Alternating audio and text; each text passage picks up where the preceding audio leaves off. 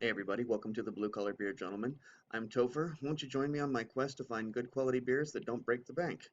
I started this channel because I believe that good quality beers, one, shouldn't cost too much, two, should be shared, and three, shouldn't be filled with a bunch of elitism. So I brought this channel to bring craft beer to the forefront and make it accessible to everybody. So the beers that I review on this channel usually come in around the $2 price range. Today's selection is a little bit of an exception to that. It's actually a 16-ounce can. It's a pint can, so it comes in a little bit higher. But I paid $3.67 for the Quarantine Duck edition. I'm sorry, Quarantine Edition Duck is how Untapped is describing this. This is from Able Baker Brewing, a fairly new brewery to the Las Vegas scene. They were actually gypsy brewers who were using other people's facilities until getting their own setup. This is the quarantine edition of the Atomic Duck. This is not to be confused with the flagship IPA that Able Baker has, the Atomic Duck. The quarantine edition is a hazy double IPA as opposed to just being a regular IPA if this was just Atomic Duck. Atomic Duck has a 7% ABV and 88 IBUs. This is an Imperial, so it has a 8% ABV. Typically, Imperials come in between 7.5 and 10% ABV.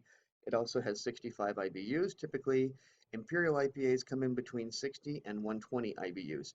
And Imperial is the preferred term for the IPAs that are stronger in potency. So sometimes they're referred to as doubles, sometimes they're referred to as Imperials. It's not wrong to call uh, uh, an IPA or any other kind of beer a double, but the preferred term is in fact imperial. So there you have that. This is very, very new, as you can well imagine, because it's quarantine edition. Zero of my friends on Untapped have checked in on this beer. I have only 127 people total on Untapped have given it a cumulative score of 4.21. So it actually has ranked rather high. This has no particular date of packaging, brewed on, what have you. So I don't really know what to tell you. Okay, so real quick story about this. Legend has it that a duck was the only animal to survive the atomic test conducted at the Nevada test site. That duck bested the blast, wandered off, and waddled into history, becoming forever known as the atomic duck.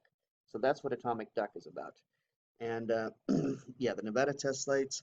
Well, they're not close to here, but they're not too terribly far to here either. And in fact, I'm standing probably no more than 13 miles from the Atomic Museum. So a lot of the atomic industry was right here in the Nevada desert. And if you've driven through the Nevada desert, you understand why, because it is an ugly and unusable desert. So it kind of stands to reason. So here we have Atomic Duck, local brewers. I'm sorry, I keep saying Atomic Duck. It's not Atomic Duck. According to Untapped, they're calling it Quarantine Edition Duck. To me, that makes perfect sense. So I'm going to be using my tulip glass whenever drinking an Imperial anything. Imperial Stout, Imperial IPA, Imperial Brown, or Red Ale, immaterial. Always try to use a tulip glass. So there you have it. I have a video, and hopefully very soon we're going to be able to figure out how to uh, crux it so that I can refer back to this video. In fact, maybe I'll try to put it in the link to or in the body to check out the video specifically about the tulip glass. All right, I'm going to start pouring this bad boy. And let's see, what you are seeing is just about the color of, or just about the shade of this beer. That's pretty cool. That is pretty cool. Actually, okay, now what you're seeing is a little closer to, I'd say, a mustard color and the actual color of the beer, probably a little closer to honey color. Going to describe that as medium high carbonation. Lots and lots of bubbles going on through there. Um, the bubbles are popping very, very slowly on this head, so I'm going to describe this as a as a semi-robust head. Well, like I said, even as I swirl, the bubbles are popping, but not like pop, pop, pop, pop, pop. They're not very fast. Give this a quick beard wipe, see what I encounter. Tangerine, tangerine and hop. I'm going to stick my nose directly in, see what I can encounter.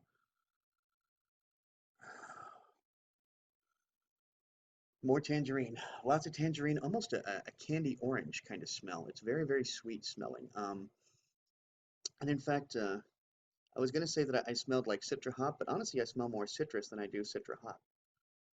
It truly is a citrus smell. So I don't see any reason to keep yapping my flap. I'm going to start drinking some beer. Cheers.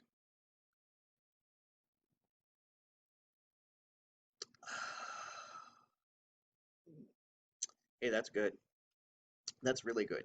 Going to describe that as probably a medium-high mouthfeel, a little bit of spikiness to it, just the slightest tinge of alcohol burn, just enough to let you know that you're actually drinking, an 8% beer, but not like wow. I mean, I'm not overpowered by the alcohol burn at all by any stretch of the imagination. Nice and substantial. I mean, honestly, it feels like there's almost some texture to this beer, like you could chew it or something. It's not. Don't get me wrong. There's no sediment in it. I'm not referring to particulate that I could actually chew, but it just seems to have a good, heavy, sturdy, like I feel like you could freeze this beer and use it to batter down a door because it's that solid. And